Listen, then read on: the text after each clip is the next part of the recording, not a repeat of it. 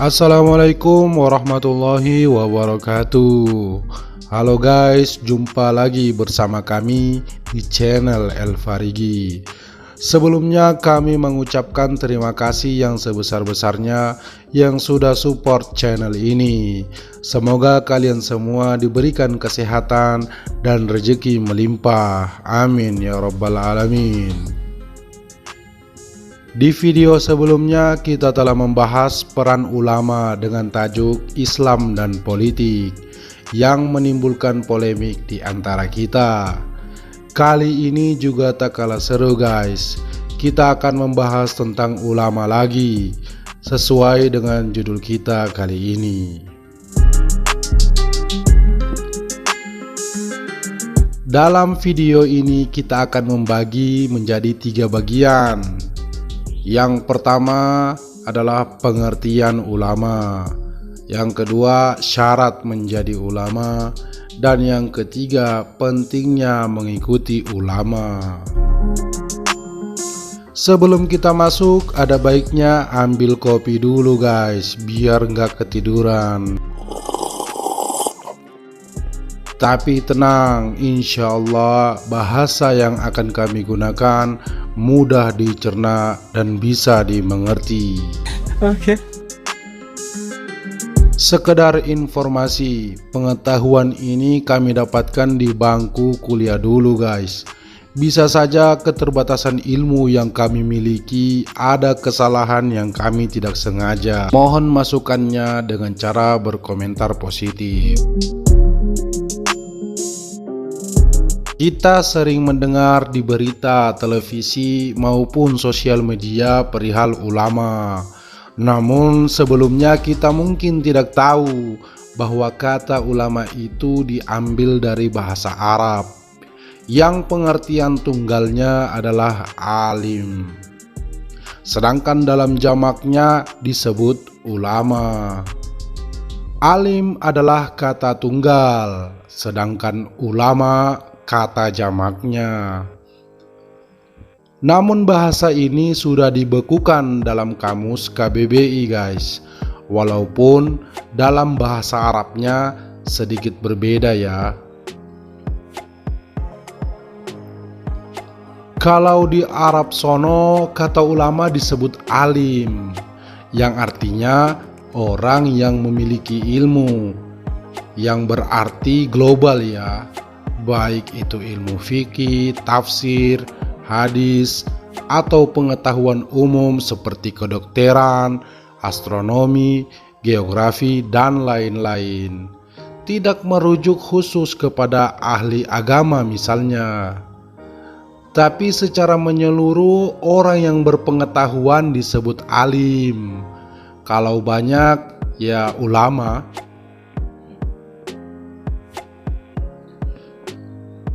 Sedang kita di Indonesia, kata ulama merujuk pada satu, yaitu orang ahli dalam pengetahuan agama Islam menurut KBBI. Jadi jangan disamakan ya, beda negara, beda bahasa, walaupun sama. Gimana ya? Ya begitulah. Yang intinya di Indonesia ulama itu khusus agama. Sedang di Arab sana, ulama itu punya pengertian global. Sedikit cerita tentang sejarah ulama terdahulu. Sejatinya, orang yang memahami Al-Quran dan hadis disebut ulama. Sedangkan Al-Quran dan hadis juga mencakup ilmu secara menyeluruh. Para ulama terdahulu mengambil referensi dari Al-Quran dan hadis. Belum ada tuh ilmu lain-lain kecuali sebagian ilmu dunia yang diwariskan oleh pendahulunya.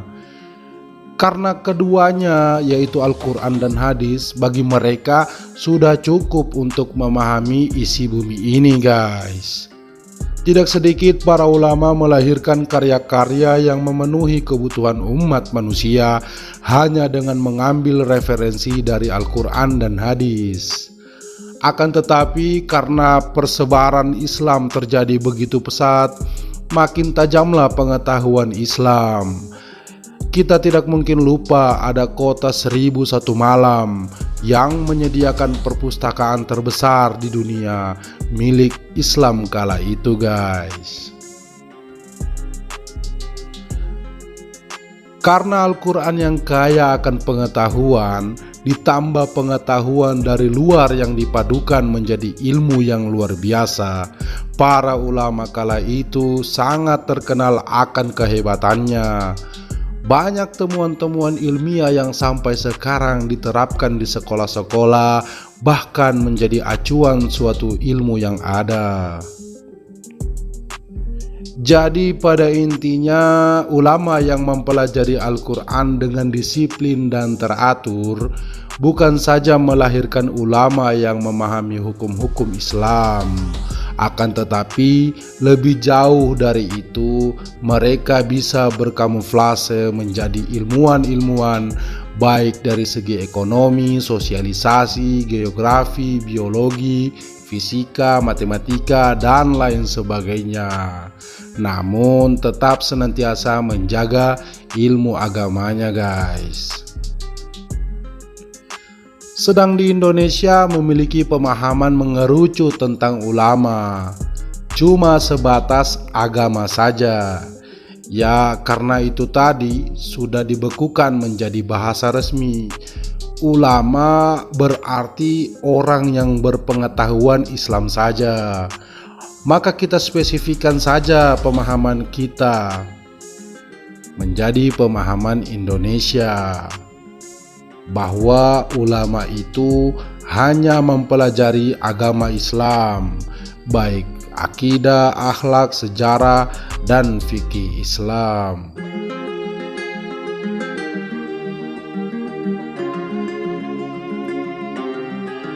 Kalau di Arab, seorang ulama disebut syekh atau ustadz, yang di Indonesia setara dengan kiai. Ustadz itu di Arab merupakan gelar tinggi. Berbeda lagi di negara kita, guys. Beda bahasanya mungkin. Kalau di Indonesia orang memanggil dengan sebutan ustadz itu biasa saja. Tetapi kalau di Arab itu merupakan suatu capaian yang luar biasa. Karena ustadz berarti guru. Bahasa guru berarti lebih tahu. Tahu segala hukum Islam, tahu segala sejarah Islam, tahu segala adab, tahu segalanya yang berkaitan dengan akidah. Apalagi sebutan syekh yang artinya dituakan, sudah lama menua di bidang ilmu. Dalam kitab Risalah halaman 525, Imam Syafi'i berkomentar tentang syarat menjadi faqih atau orang yang mengerti hukum Islam, yaitu Islam berakal, adil, menguasai bahasa Arab, menguasai Al-Quran, dan menguasai hadis. Jika syarat tersebut terpenuhi, maka ia boleh mengeluarkan fatwa, guys. Sebenarnya masih banyak syarat dari ulama-ulama salaf lainnya, tapi mendengar 6 syarat itu saja sudah merinding, guys. Bayangkan saja, salah satu syaratnya ialah menguasai Al-Quran. Tidak lain adalah menghafal, menerjemahkan, dan mentafsirkannya. Itu sudah sangat luar biasa. Adil saja belum tentu. Aduh, gimana mau jadi ulama ya, guys ya. Jadi tidak sembarang, guys. Makanya Nabi kita Muhammad SAW bersabda, "Siapa saja yang memusuhi waliku, sungguh aku telah mengumumkan perang kepada dirinya." Hadis riwayat Al-Bukhari. Imam Syafi'i berkomentar yang dimaksud dengan wali ialah ulama itu sendiri. Kalau ulama itu bukan wali, maka sungguh tidak ada wali di muka bumi ini. Allah Subhanahu wa ta'ala berfirman, "Innama yakhsyallaha min ibadihil ulama." Sesungguhnya orang yang paling takut kepada Allah adalah para ulama. Jadi syarat menjadi ulama itu tidak gampang guys. Makanya kita harus terus mencintai ulama. Kita tidak boleh mencaci mereka, karena dari hadis sebelumnya Rasulullah sendiri yang akan memerangi kita guys. Rasulullah Shallallahu Alaihi Wasallam bersabda, permisalan ulama di muka bumi seperti bintang yang ada di langit. Bintang dapat memberi petunjuk kepada orang yang berada di gelap malam, di daratan maupun di lautan. Jika bintang tak muncul, manusia tak mendapatkan petunjuk. Hadis riwayat Ahmad. Jadi kita harus mengikuti ulama dan tidak boleh mengikuti hawa nafsu kita, karena mereka memberikan petunjuk kepada kita untuk sampai kepada Allah. Ulama itu sendiri harus memiliki kriteria minimal yang disebutkan Imam Syafi'i tadi guys. So, itulah sedikit pembahasan tentang ulama. Bagi kalian jika ini merupakan hal baru dan belum sepenuhnya memahami, silahkan tinggalkan komentar di bawah guys. Bagi kalian yang sudah tahu, mohon dikoreksi bila ada kata yang salah. Kebenaran datangnya dari Allah Subhanahu wa Ta'ala, dan kesalahan itu datangnya dari diri kami pribadi. Saya El Farigi pamit undur diri. Sampai jumpa di video berikutnya guys. Wassalamualaikum warahmatullahi wabarakatuh.